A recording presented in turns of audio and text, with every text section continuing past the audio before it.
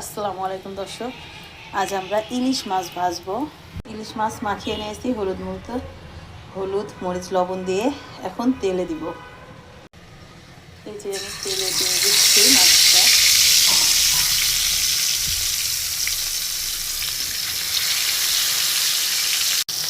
আমার অসাধারণ মাছ রান্না, ইলিশ করা ভাজা থেকে হবে।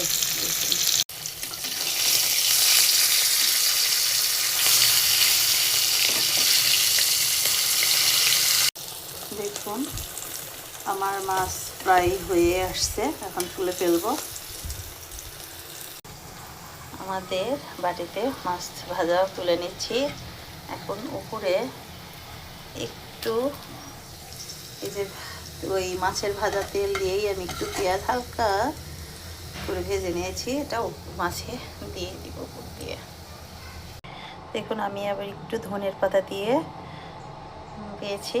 দেখতে যেমন সুন্দর লাগছে, খেতেও মাশাআল্লাহ অনেক সুন্দর।